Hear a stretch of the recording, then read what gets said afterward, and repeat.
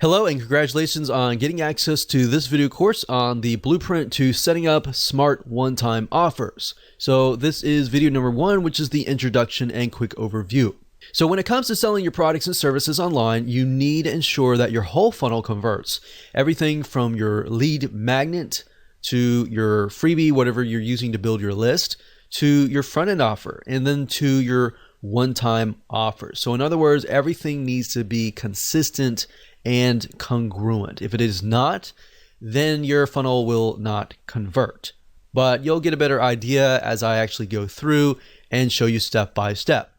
Now, before we begin, we need to check your mindset. And then of course, after that, I'll give you a quick overview of the video course itself so you know exactly what to expect. All right, so let's talk about mindset. So most likely if you're watching this, you are open, but I want to make sure that you remove any type of perceived notions or thoughts or assumptions that could potentially block you from actually achieving your goal. What I've noticed over time and time again is oftentimes it's not the strategy, but it's actually the mindset that is blocking it. And it's not just the, oh, I can't do this. It's other things that are actually coming into your mind that you don't even know that are aware of that are blocking you. So I've seen too many times either product business owners or service-based business owners or any type of business owners, they often, not all, but some of them, a minority, tends to say, I hate one-time offers. Anytime you think, I hate one-time offers, or I hate funnels, or I hate this and that, those things can actually block you from achieving what you want to achieve. So I want to make sure that you throw that out the door so you can focus on the video course. And at the end of the day, it doesn't really matter what we like. What matters is what our customers want. All right. So it's easier for me to say, put yourself in other people's shoes. But in reality, it's actually very hard to do unless you really remove those things out of your mind. And then it makes it easier. And then I'll give you some formulas that you can actually implement that will help you achieve that. Then on the flip side, you've got your customers. Now, if your customers are saying, I hate one-time offers, then that's a different thing. That's something that is clearly wrong with your sales funnel. Now, if one or two people saying that, that's usually okay. But if you got 3, 4, or 5, typically the rule of thumb is if one person is saying that, then 100 other people are just not saying it at all. They're just walking away annoyed. All right, so that is a good place to be because that will allow you to say, okay, what is wrong? What can I fix this? All right, so that's what we're going to do today. So now that we have covered that, let's talk about the video course itself and give you a quick overview of the course. So video number 1 is, of course, this particular video. Video number 2 is why you must have one-time offers, which will be a basic video, but will set the tone for everything else. Video number 3 will be why most one-time offers aren't converting. Video number 4 will be an overview of the smart one-time offer and why they convert, so you have a better idea about how they convert and the fundamentals basically. And then of course, video number 5, we're going to dive into actually practical application. We'll take what you learned in the previous video and then apply that in video number 5. So in video number 5, we'll talk about how to create a funnel with smart one-time offers. So I'll actually go to Lucidchart or a mind mapping software and break things down so you can visually see it. Video number 6, we'll talk about different examples. We'll give you smart one-time offer, real example, and we'll relate it to products. And then in video number 7, we'll do something similar, but relate it to services. So if you have a product, you should have a better idea. If you have a service, you'll have a better idea there. And of course, last but not least, video number 8, we'll talk about different platforms, shopping cart systems that will actually help you achieve this. So we'll help you actually build out the one-time offers. So now that you have a better idea of that, here's what you need. You need a product or service, you need an open mind, you need the willingness to take action, and you need a mind map software. Like Lucidchart.com is what I'm going to be using, and I love that software. Or you can use a free mind mapping software. You can even use a paper and a pen if that suits you. Whatever helps you absorb this information better, use that, because different people are different. We got visual learners, we got auditory learners, and we have kinesthetic learners. So whatever works best for you is is best. All right. So now that we've covered that, let's move on to video number 2. Welcome back. This is video number 2, and in this particular video, we will talk about why you must have one-time offers. The purpose of this video is kind of to set the tone and to kind of get you into this headspace. So I really want you to think about this. Have you ever thought about how much one-time offers can really make a difference? We're talking about the one-time offers that are only revealed after you purchase a product. We're not talking about the McDonald's bump sale, as we call it, where they say, would you like fries with that, or would you like to basically make it bigger? We're talking about the one-time offers that people only see after they have said, I trust you, I've whipped out my wallet, and I bought the front-end offer. So these are going to be a lot more high converting. Or have you just accepted because some other marketer or somebody else told you that they work? So really what we're trying to do here is dissect them, all right? Once you have a better understanding of them, it just makes it easier. Now, it's oftentimes good to look at whys, different angles, so you understand how to pinpoint the weaknesses in your funnel. So even if your funnel is converting, there's always room for improvement. And that is the mindset that is going to get you far. So if you can kind of get into that headspace, then you're going to do wonders for your funnel. Now, when we did tests back in the day, we found that just adding, an extra 1 or 2 one-time offer can literally triple your sales if done right. If you follow this blueprint and you're making, let's say, a couple grand, you could potentially double that or triple that just by adding a one-time offer. Now, obviously there's no guarantee, but that's just something that we have found personally within our own tests and with our own experience. So not having a one-time offer actually makes you rely solely on the front end offer. And what happens to your mindset is this. What ends up happening is that you are solely focused on the initial customer acquisition that you totally forget about your existing customers who have already proven themselves to want more from you. As long as you are, providing good quality, of course, they're going to want to buy more from you, assuming that you have solved your promise initially. Now that you think about that, how many one-time offers do you really need?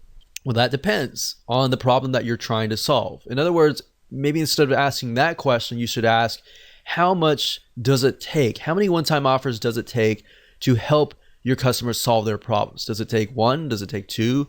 Does it take 3? Or does it take 4? Now, of course, you don't want to get too many, or of course, that will just annoy the customer and anger them. So you want to do it in moderation and enough that will actually help solve their problems. Now, some customers may want a few one-time offers, such as they might want to do it themselves. And then some customers might want to have you do it for them, and they're willing to pay more money to do that. So I want you to get kind of in that headspace and mindset. It's just going to make things easier in building out your whole funnel. All right, with that said, let's move on to the next video. Hello and welcome back. This is video number 3, and we're going to talk about why most one-time offers are not converting. And the reason why is this will help you pinpoint the weaknesses, and that will help you create better one-time offers.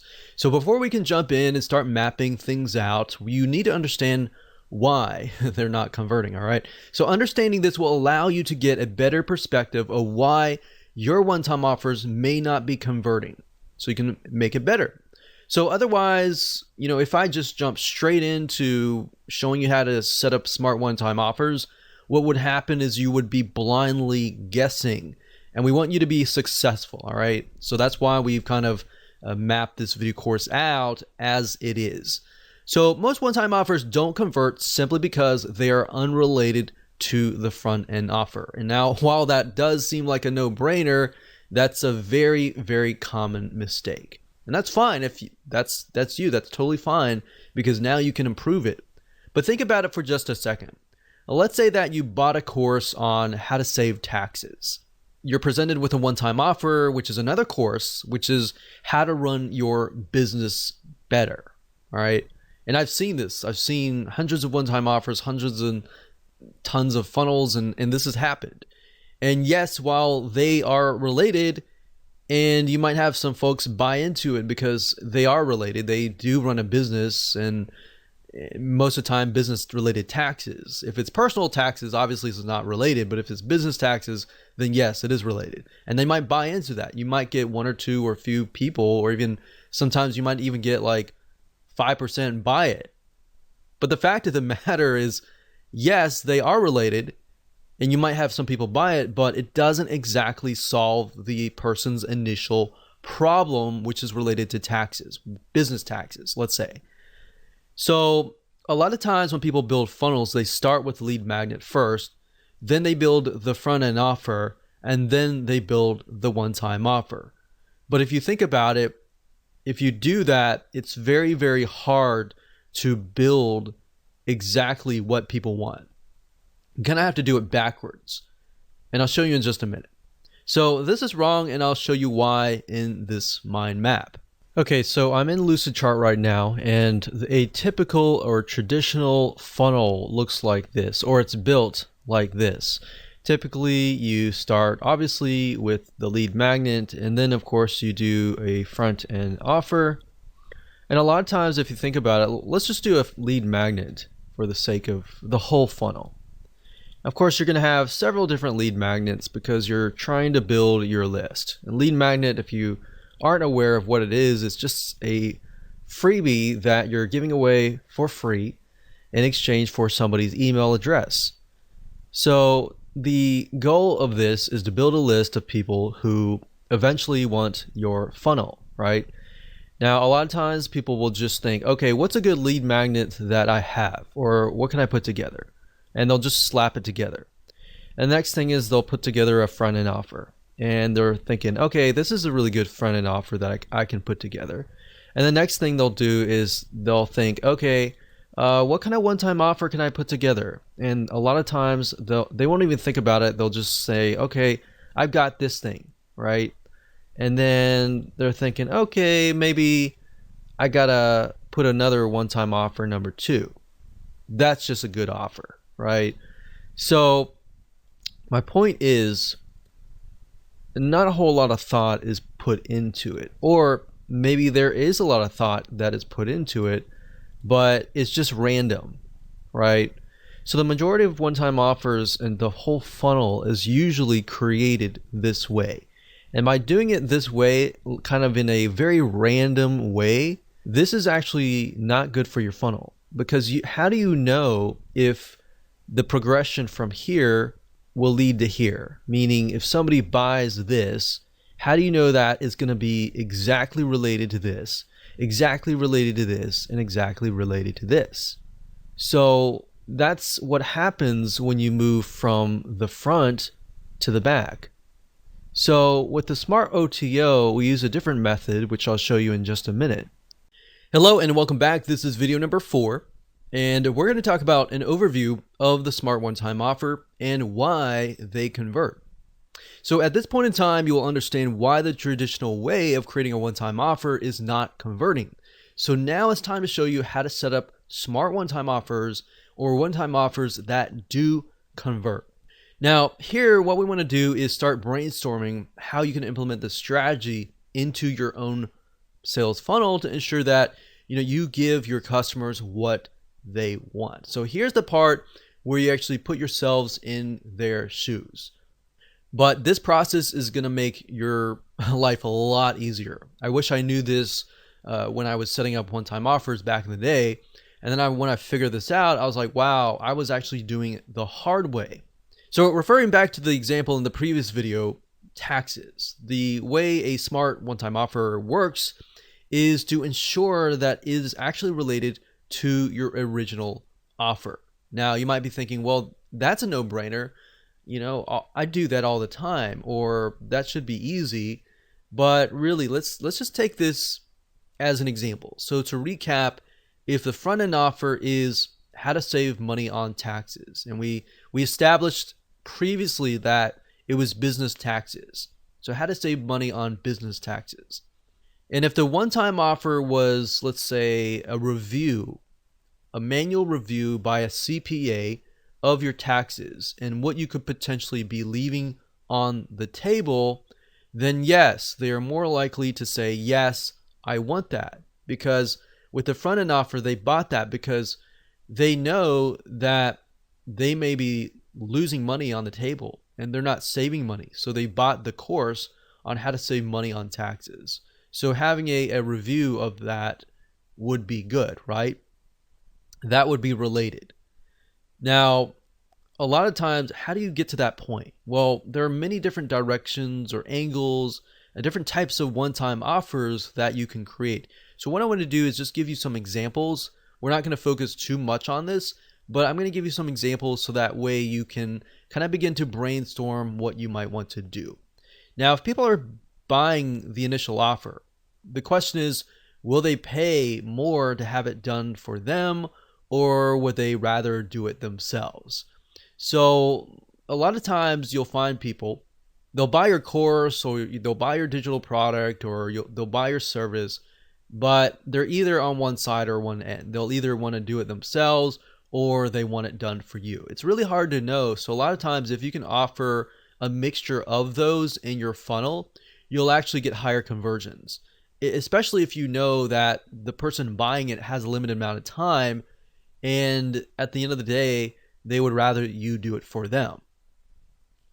So knowing this answer to this question can really help you create one-time offers that actually sell like hotcakes. Now, while we could talk about different angles all day, like I said earlier, let's get back to the smart one-time offer. So how do you ensure that people who go through your lead magnet buy your front-end offer and then buy the majority of your one-time offers? Now, this is simple. What we need to do is we need to work backwards. And while I know this doesn't really make a lot of sense right now, it will. So like I said earlier, keep an open mind. Do not assume anything. Do not assume or bring in any type of preconceived notions. Just kick that out right now. So I'm going to show you literally how to hack your funnel conversions by working backwards. So what we need to do is we need to start with your biggest, best one-time offer, meaning what you love only your best buyers to buy. Out of 1,000 buyers, you might only have like 400 buyers buy everything, or you might only have 200 buyers buy everything. But I want you to think it closely. What do you want those 200 or those premium buyers to buy, right? So what is your biggest, baddest, best one-time offer? So I want you to start with that first. Or you could say, what is the most expensive one-time offer? The one all the way at the very end. Start with that first. Whether it's one-time offer 3, 4, or even 5, you want to start there. So first off, think, how many one-time offers do you need to solve the problem that the person has, and then start right there. So what is the ultimate solution essentially? It could be more expensive, it could be the solution or whatever. Write that down right now. Pause this video and write that down, all right? So hopefully by now you have written that down, and I want to give you some examples here. So maybe if you haven't written that down yet, that's totally fine. If hopefully by giving you examples, it will help you kind of get an idea there. So let's say, for example, that you are a tax professional and you want to offer consulting for a high-end fee. So you could jot that down. You could also think about doing it for them. Like I said, done for you services, whatever that looks like. So it could be DIY, it could be done for you services, whatever could be the biggest, baddest, last one-time offer. So let's say, for example, that we have 4 one-time offers, and we'll start with one-time offer number 4. So what we need to do is we need to figure out, okay, so one-time offer 4 in this case is the person offering consulting a high-end fee. So what we need to do is from there, you need to move one step back to one-time offer number 3. So basically, one step backwards and think. All right, if someone cannot afford one-time offer number 4, what is the next best thing? In other words, what we like to do is we like to take a piece of that and move backwards. So what is the next best thing? Perhaps group consulting. So maybe group consulting could be the one-time offer number 3, and one-time offer number 4, maybe that's one-on-one personal consulting. So number 4 is one-on-one, number 3 is group consulting, and then move backwards. What could be one-time offer number 2? Well, let's take a piece of that and move backwards. But you see, by taking a piece and piece and piece and move backwards, what you're doing is you're creating a related, congruent one-time offer or funnel. So what's the next best thing if people cannot afford group consulting? Well, maybe you take audio recordings from the group consulting. Obviously nothing is better than live group consulting, but having those audio recordings is just as good. So maybe that will be one-time offer number 2. Then we take a step back to one-time offer number 1, and we can take a piece of audio recording and perhaps turn it into a book. So they're still getting a piece of that group and consulting or that personal consulting, but it's actually not consulting anymore. It's just a book or a course kind of thing. You get the point? You're basically taking a piece, moving back, taking a piece, moving back, taking a piece, moving back. And then you can even move that into your front end offer as well. And you can do the same with your lead magnet. So if you do that, guess what? Whoever consumes your lead magnet, you're going to attract a very specific person. They're going to definitely want the front end offer because it's a larger piece, of the lead magnet. And the one-time offer is a larger piece than the front end offer. Then the one-time offer number 2 is a larger piece than number 1 one-time offer. So hopefully that makes sense. If it doesn't, don't worry. We'll map it out visually so that you can see it in the next video. So like I said, it'll make more sense in video number 5, but that should kind of get your mind going a little bit. So that's it. Let's move on to video number 5, and let me map it out so you can visually see it so that it can really stick in your minds. Welcome to video number 5. We're going to talk about how to create a funnel with smart one-time offers. So when it comes to creating a funnel with smart one-time offers, it's super easy to do as long as you've gone through videos 1 through 4. If you've skipped around, it's not really going to make sense. So if you've done that, make sure that you go in order so that we can break things down. So in this video, we're going to be mapping out a generic funnel with smart one-time offers by using a flowchart visual map so that you can see how all the pieces of the puzzle fit together. So let's do that now. Okay, so now that you understand kind of a breakdown of the smart OTO and the smart funnel essentially, let's actually map it out.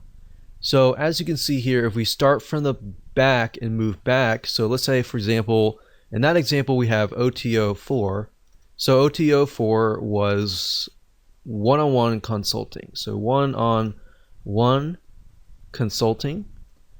Now obviously if you have a specific product, then we'll actually give you an actual real life example later down the road. But for now, this is a very general kind of view. So one-on-one consultant, and then what you do, like I said earlier, is you move back. So you copy that, and essentially the OTO3 is going to be a portion of the one-on-one consulting. So like I said, group consulting. What is the next best thing, right? So if somebody can't afford one-on-one consulting, group consulting is the next best thing. So then we move back again. So OTO 2. And if somebody cannot afford group consulting, perhaps something, a portion of that. So we take a piece, we move back. We take a piece, we move back. Well, in that case, you can have this perhaps as the downsell. So that could be OTO4D as in downsell. And then this could actually be OTO3. So as you can see here, one thing is when I discussed the funnel earlier, as you begin to map things out, you realize that certain things should actually be a downsell or an upsell or in different places. And that's why mapping out is so crucial. So OTO3 could be something like audio recordings, and that could be that. We could have something else. It doesn't have to be that. So it could be audio recordings. So that way, if somebody buys the audio recordings, they're thinking, okay, this is all I can afford. I'm going to stop here. But then you got your premium buyers that will be like, okay, you know what? I want to get one-on-one consulting, right? And then you might have people who say, oh, I can't afford that. And then they're offered this and they're thinking, well, I can't afford one-on-one consulting, but I can't afford group consulting, right? So we got audio recordings, and then maybe over here we have an ebook based on that audio recordings, but not as much. So they're getting double over here, obviously, right? So the next thing we have is OTO2. So we're moving backwards here. So I like to use arrows for progression, but obviously later on we're going to have to switch the arrows because we're going to move the other direction, right? So this is just to help me build it out initially. So OTO1, this could be a piece of that. So maybe this could be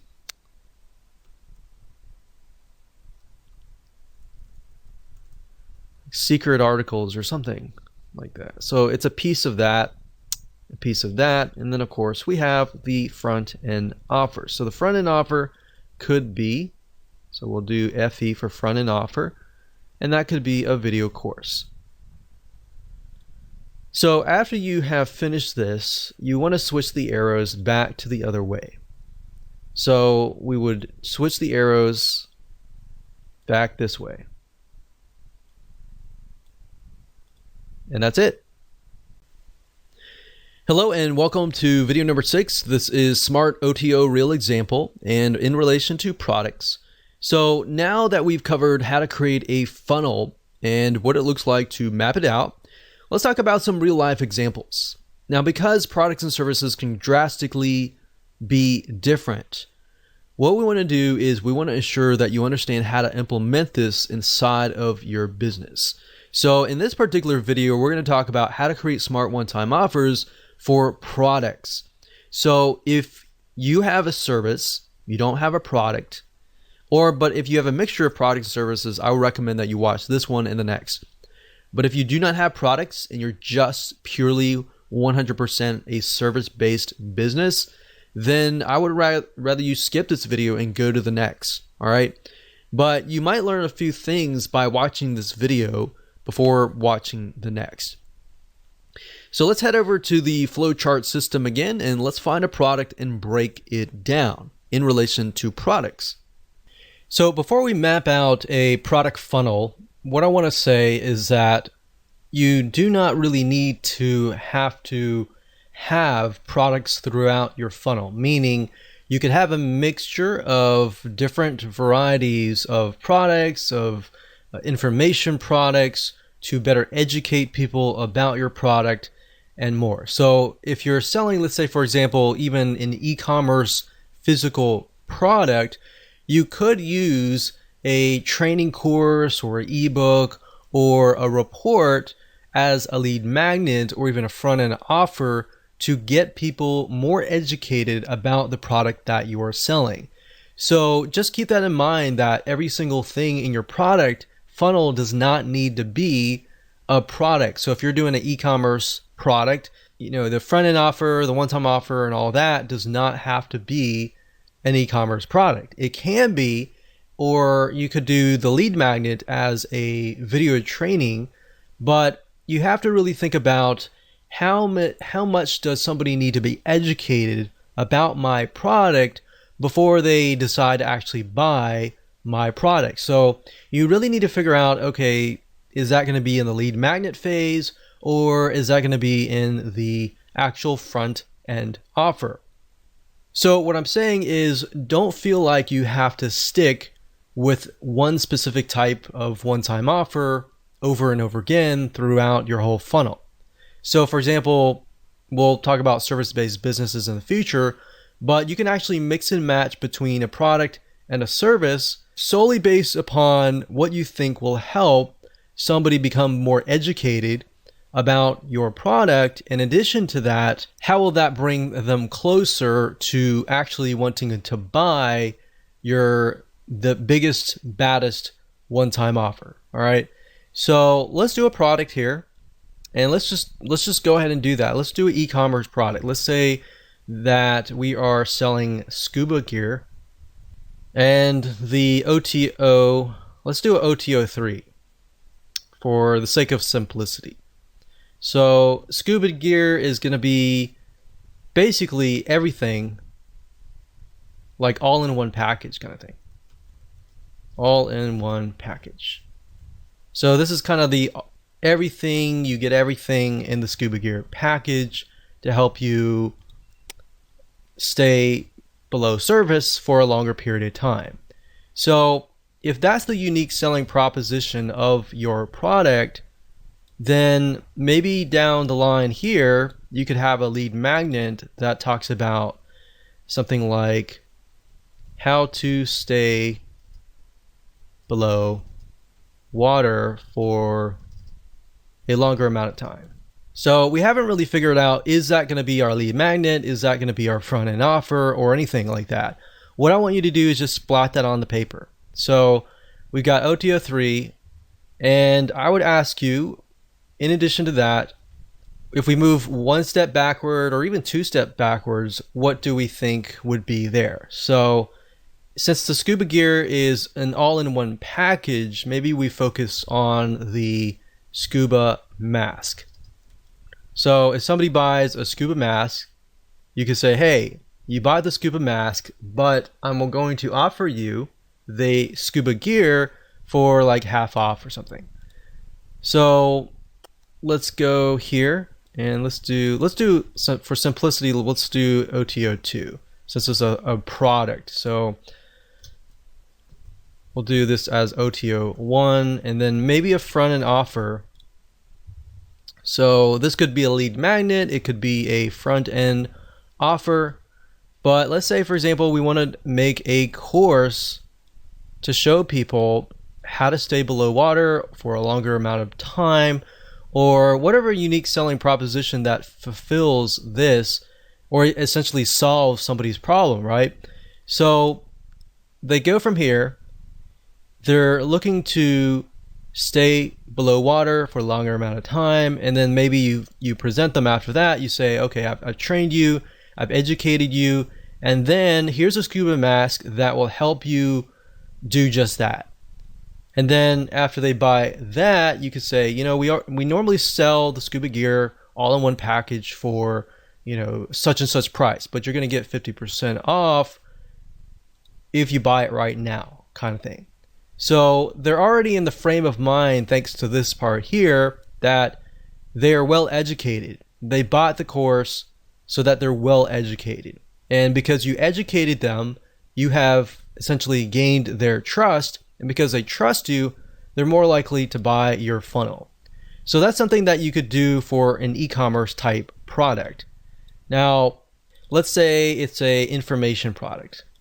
So let's say that we won't do a service, and we can do a service in the next video. But let's say, for example, that this is a product. So maybe